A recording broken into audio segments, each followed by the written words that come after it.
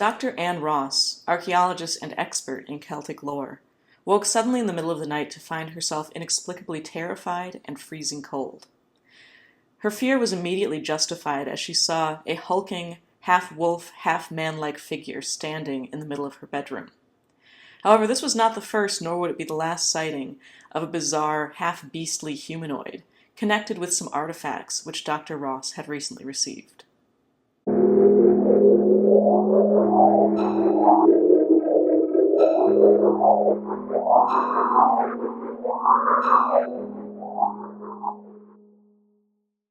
Good evening, ladies and gentlemen. I am just another tinfoil hat. Welcome to my show. Today, we are going to be discussing the absolutely fascinating case of the Hexham Hirsute humanoids. Now, this is a winding tale, not tale like a wolf's tale per se. But anyway, bizarre tale of intrigue and just overall strangeness, culminating in a couple of possible werewolf sightings that I think Warren Zevon would have been pretty jealous of. So, buckle up. In 1971, two boys, Colin and Leslie Robson, were digging in the garden of their Hexham, Northumberland home when they found two small stone heads, hence the name Hexham Heads. Now, this is the part of the story that I'm going to just try and narrow down and simplify as much as I possibly can. These two heads, one was referred to as the girl or the witch, and the other one was referred to as the boy or the man.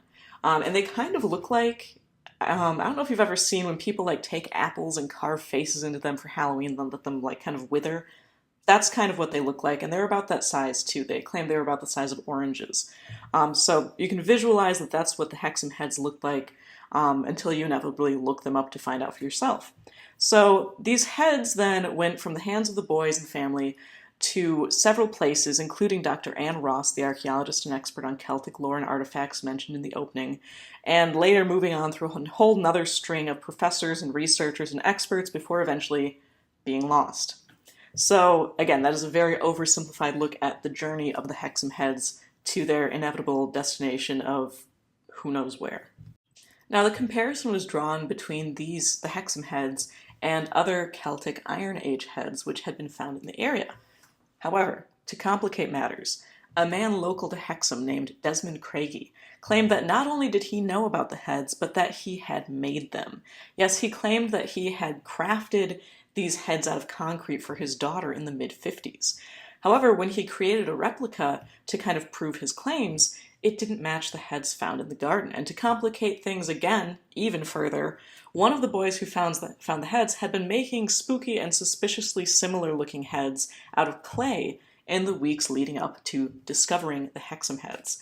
Now, again though, these heads didn't really match up with the ones that they found. Most of the experts did say that they looked like they had been carved out of the material, not really molded. So, all this really to say is that as to the legitimacy of these creepy little heads, no one really knows. And to be completely truthful about it, I have no idea which camp to pitch my circus tent into. Again, though, this is really only the mystery behind the anomaly that we're going to be discussing here. Shortly after the boys dug up these spooky little artifacts, poltergeist phenomena supposedly broke out in their home, including the heads moving by themselves, a shower of glass on one of the mattresses, and objects mysteriously breaking. Wonder if that's where the glass came from. They also claimed to see a strange light hovering over the spot in the garden where the heads had been found. Now, unfortunately for the rest of the neighborhood, the activity wasn't relegated just to the Robsons' home. Their next-door neighbors, the Dodds, also started complaining of creepy phenomena as well. The children began complaining that something was moving around their rooms and brushing up against them as they tried to sleep. As I said, very creepy. Now, their mother, Ellen Dodd, just didn't believe the claim. She chalked it up to their imaginations. However, one night when one of the kids was sick, she had to sleep in their room. She got annoyed when the 10-year-old boy, who also slept in that room, insisted that he felt something brushing up against him through the bedclothes. So Ellen sat up to prove that there was nothing in the room. Now, unfortunately for this theory, she sat up and instead of seeing a dark, empty room, instead saw a tall, dark, humanoid entity that moved towards her and touched her leg. Now, at this point, when it made contact with her leg, it dropped to all fours and ran out of the room, making the clicking noises of hoofbeats as it did so. She claimed that it appeared to be half man and half sheep, and that it left the door open as it ran out of the house. Finally, the heads were sent off for research at the Newcastle Museum, and thankfully for the neighborhood, the phenomenon ceased. Eventually, they were sent to the home of Dr. Anne Ross, a Celtic scholar at Southampton University. Dr. Ross had previously studied many similar stone heads, and she claimed to receive, for lack of a better term, I guess, really negative vibes from these little guys. She said that her home was beset by poltergeist phenomena, including loud crashes and doors opening and slamming shut on their own. Shortly after receiving the heads, Dr. Ross woke up in the dead of night to a feeling of intense terror and extreme cold. Glancing towards the door, she claimed to see, for all intents and purposes, a werewolf exiting her bedroom. Dr. Ross claimed that the being stood about 6 feet tall, was stooped slightly, and that the upper half of the body was that of a wolf, while the lower half was that of a human. Now, she said the whole thing was covered in extremely dark fur. As soon as she saw it, it left through the door and moved from sight, at which point she felt compelled to follow it. So she jumped out of bed and ran after the beast into the well-lit hallway. Apparently, the Rosses kept the hall light on for their 5-year-old son, who was afraid of the dark. Now, in the bright hallway light, she saw that it was halfway down the stairs and got a very good view of this, again, werewolf-like being. About halfway down the steps, she claimed that it jumped over the banister and then ran towards the back of the house. Dr. Ross still followed it, however she said that as soon as she hit the bottom of the steps, she was struck with extreme terror. Her husband, awakened by all this ruckus, searched the house, but found nothing. A few days after this incident, Dr. Ross's teenage daughter arrived home from school to watch her younger brother while her parents were in London. She said that as soon as she opened the door to go inside, she saw a black werewolf standing on the staircase about halfway up. It jumped over the banister. She said that she could hear the sound of its padded paw prints land on the floor, and then hurried towards the back of the house. Now, Dr. Ross's daughter claimed that she felt the compulsion to follow it, and she did so, watching as it went into the so-called music room at the end of the hallway. Now, she followed it all the way into the music room, but when she got there, it was just absolutely gone. Now, it was at this point, when she entered the room and saw that it was gone, that the daughter was absolutely terrified, and she remained in this frightened state until her parents returned home about 2 hours later. I warned you guys, this is a weird case, and it definitely has a lot of facets to kind of discuss and talk about, but taken alone even, the sightings are weird enough. Now, although I could easily anticipate a chorus of voices saying hypnagogia for Dr. Ross's initial experience, the fact that her daughter had a nearly identical experience in the waking world makes this seem like something stranger than just a bad dream. So with that in mind, let's proceed with this dissection. Now, on a personal note, I'll be completely honest, this sort of kind of threaded together experience really reminds me of a bizarre shared dream, and it was absolutely a dream, that one of my sisters and myself had. It's a story for another day, but needless to say, on the same night, we each kind of had a portion of the same dream, with the same figure moving along the same track, but picking up at different times in our recollection. Now here, Dr. Ross and her daughter seemed to watch the same performance, so to speak. I would even tie it to Ellen Dodd's earlier encounter. But in their case, both sightings occurred in a transitional area, through Dr. Ross's bedroom door into the hallway, with her daughter opening the door and seeing the beast on the steps, which then proceeds to follow the same track through the house to the back of the house before vanishing. A theory tossed around a lot in the fallout of the Hexham head ordeal is, of course, the stone tape theory, that certain minerals or crystalline structures have the ability to kind of record and then release information in the form of a haunting-type phenomenon. This theory is really popular regarding residual haunts, where the same entity appears to do the same thing over and over again. Interestingly enough, the residual haunt concept kind of fits the bizarre sighting of the humanoid in this case. Taken, like I mentioned, the kind of bizarre shared dream experience I had with my little sister, but taken as a single narrative experienced by 3 separate people, you kind of see how Ellen Dodd experiences what we could call the first leg of this contact, seeing the beast in the bedroom. It touches her leg and then runs out through the door. The second person, Dr. Ross, sees the beast at the door, follows it through the bedroom into the hall, sees it on the steps, and then loses sight of it. The third person, Ross's daughter, sees the beast on the stairs, then watches as it goes to the back of the house and vanishes. It's almost kind of like they're all watching the same imperfectly spliced film reel. 3 people each get a chunk that overlaps slightly with the one before it. Interesting too is the icon of the wolf in this case. I mean, the wolf is such an integral part of the human kind of subconscious iconography. It's sort of an ancient memory of the pre-domestication of man's best friend, the dog. And like other canines, often we'll see it kind of serving as an intermediary between the living and the dead. Oddly enough, Ellen Dodd equating the sighting of her humanoid to a sheep man kind of plays off of this iconic balance between the sheep and the wolf. Domesticated versus undomesticated, benign versus dangerous. Now, I will also say regarding Ellen Dodd's encounter that the whole sheep man concept is also very similar to the kind of more demonological undertones, especially the hearing of the hoofbeats as it walked away.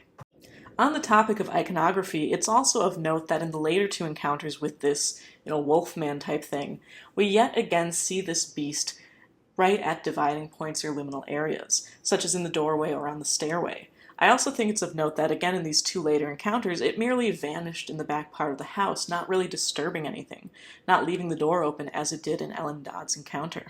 All told, however, in each case, whether, the first sighting of the sheep man or the later two sightings of the wolf man, the body was humanoid while the head was beast-like. Combine this with the finding of these carven human heads, it kind of seems reasonable to see some sort of connection there. Is it too far of a stretch to kind of equate this with the common folkloric trope, typically seen with headless ghosts and immortalized, of course, in Washington Irving's Legend of Sleepy Hollow? They are searching for their missing head. For the record, I will also say that there are few anomalous encounters I find more frightening than the so-called bedroom invaders. Although many of these encounters are conflated with night terrors, sleep paralysis, and other parasomniac disorders, true encounters with entities in one's bedroom or sleeping quarters, it's terrifying. I mean, it's literally, one of the most private areas that a human being has, the place where we feel safe enough to sleep. And you wake up to see this, I don't know, guy in a checkered shirt or this 6-foot-tall wolf man. It's terrifying. On this topic, I also find it very interesting that this case feels like a cryptid encounter, a relatively short encounter in which the entity just kind of walks through a space and then vanishes. It's just that in this case, it's inside the witness's home. It's not some lonely stretch of road at 2 a.m. Another question kind of on the flip side of this, would this have been as terrifying if instead of a humanoid sheep man or a werewolf, this entity in question was a more run-of-the-mill ghost? Speaking of fear, why were both Dr. Ross and her daughter compelled to follow the beast? Now, this falls in line with so many other encounters with the anomalous where people behave in strange ways. Whether seeing a UFO or a bat-winged humanoid and deciding to go back to sleep, or in the case of one man-wolf witness in Linda Godfrey's research, pulling over to try and help the terrifying canid that they were looking at. I've even come across a case in my personal research where the witness literally did what both Dr. Ross and her daughter did in this case, followed the, anomalous being that they were seeing. And, all of these kind of fall into the similar category where people often, when they experience something anomalous, behave in ways that seem nonsensical. Again, not saying that there is a rational way to behave when seeing something so out of the ordinary, but I think that there are far more rational ways of behaving than ignoring it, following it, feeling no fear to this 6-foot-tall werewolf-like thing that somehow ended up in your bedroom. Interesting, too, is the kind of wake-up moment where both, Dr. Ross and her daughter realized at a certain point how frightened they really were. Finally, we do have the question, if the heads were carved by Desmond Craigie in the 50s, why was there some bizarre werewolf-ish sheep man humanoid following them around? Why was there poltergeist phenomena attached to these objects?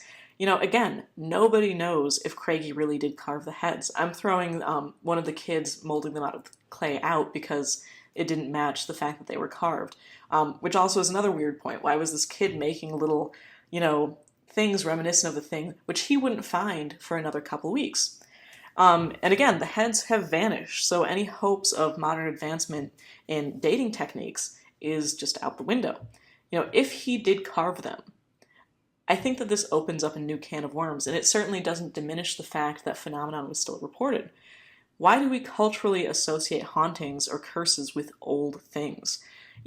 What is the length of time needed to kind of make something of, I don't know, paranormal value, if that makes any sense? And in the cases where new items are said to be cursed, usually they're connected with traumatic or quote unquote evil events. Of course, artifacts from crimes or other tragic events. I could ask the same question of another infamously haunted artifact, those cursed bunk beds of Unsolved Mysteries fame. Now, I did a video on these earlier on my channel, you can check that out. As far as I know, these bunk beds weren't from H.H. Holmes's Murder Castle garage sale, so why did they usher in a period of intense haunting phenomenon? I think that this points to the fact that very often paranormal occurrences seem to happen, regardless of any sort of necessary rhyme or reason, on some sort of scale and scope that's just outside of our current rational confines. It's really interesting too because we look at some things as random, UFO encounters, for example, and other things as part of a longer history, like ghost sightings in a so-called haunted location. However, places can be haunted by UFOs as easily as haunting phenomena can be a sporadic flyby encounter. Now, this is just another part of the overall mystery of anomalies research that I just love so much. Well, if you enjoyed this episode on the Hexham Hirsute humanoid, that is kind of a tongue twister, please like, and if you're new to this field of crop circles, go ahead and subscribe to see what weirdness the future may have in store. Till then, you can keep up with me on my free blog at patreon.com/justanothertinfoilhat. And for today, I'm Zelia Edgar, signing off.